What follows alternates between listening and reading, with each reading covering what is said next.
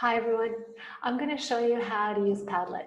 It's an app that you can obviously find out a lot more about on the internet.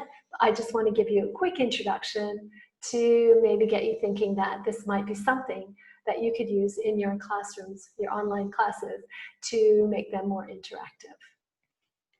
All right, so basically Padlet is a way that you can use discussions, or you can assign projects, different things that you can do with it. So I'm going to show you a Padlet that I created with some teachers. So basically I posted this question: what do you consider the most important part of online teaching? And I will show you this later, but I sent the link for this Padlet onto Google Classroom. I made a little Google Classroom account, and the teachers simply had to click on this link and they could start commenting. So then I opened the class, or fake class, I opened it with this screen, and then as the teachers were coming on, they could look at the posts that have been uploaded and comment on them as they were, as we were waiting for everyone to come. So it's a great little activity to just kind of keep people sort of, keep them busy those first few minutes when everyone's logging in.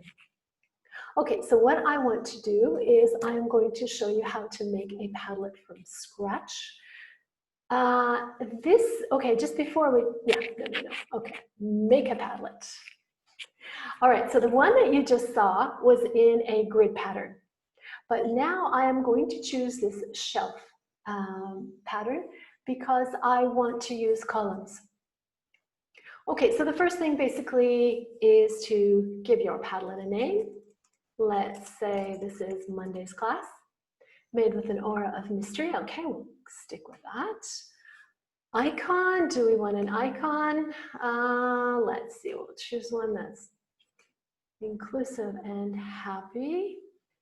Okay, so then here's your copy to the clipboard, which we'll go into later. Now you can choose your wallpaper. Say I don't want to have cupcakes. I want to have something different. Maybe I just want to have a plain brick wall. Okay, so you can choose anything. There's lots of different options here. And then you can also go into color scheme and font. Now this button, attribution, I am going to turn it on because I will assume that all my students have an account. Maybe I've already set this up with them. So what this will do is when they make a post, it will show their name on their post. If your students don't yet have an account, obviously this wouldn't be useful. New post position, comments, okay? I want them to be able to comment on each other's posts, so I'm going to turn that on. Reactions. Here they can give a like. I'm not going to turn this feature on this time because it's very easy to just push a button, to show a like for someone's comment, but I really want people to go a little deeper than that. However, there are other features, so if you have something that you want students to vote on, you can have the vote feature, or maybe you've given students a parameter that they need to grade their classmates' posts on. A couple of parameters that they need to grade them on. So then this will be a useful feature. All right, so reactions, none require approval. I'm just going to go ahead and turn this on because I want to make sure that I control what's coming up here. I don't want to see Arabic, I don't want to see negative comments, and I don't want to see anything that's not commenting on content. So these are sort of my criteria. As soon as you approve a post, it goes up. And filter profanity. Let's just say we'll click that on. All right, so now we can start posting. So the first column, what did you learn in today's class that was useful? All right, and I can save that. And now the students' comments will appear down here. Okay, maybe this is a foundation class and we've gone over the past simple today. So I'm going to say, name 2 things you did today. And then I might just use the past simple just to make it crystal clear, okay? And perhaps I want to give them a little example. So two things I did today, and then today I made a quick video and listened to a webinar, for example, okay?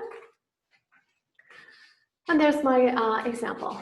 Maybe the third column, I want to make homework. So I might say, think of a question that you can ask your brother, sister, friend, and record it along with their answer. I mean, it sounds a little complicated. So yeah, anyway, so a great feature of Padlet is that you can do an audio. So you have these features here, like depending on what you're working on, all of these could be useful, but there's also voice, all right? So you can immediately add your voice, add something as an audio. So that is quite simple. All right, so now I want to show you how you're going to post this to your Google Classroom. So we've already, so here's the button on the top right corner called Share, and copy the link to the clipboard. So it's copied. Now I will go to my Google Classroom somewhere here, okay? And I will just simply paste and send this out, and it's as simple as that. Students will click on that and they will be able to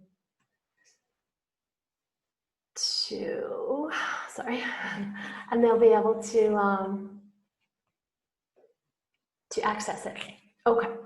The other thing I want to show you under Share, because Padlet is free, you only have, I mean, if you get the paid version, you have unlimited Padlets, but as a free version, you only have 3 or 4 Padlets that you can use. So after you finish with them, you will have to delete them. But before you delete them, there is a handy little feature, which is save to a PDF.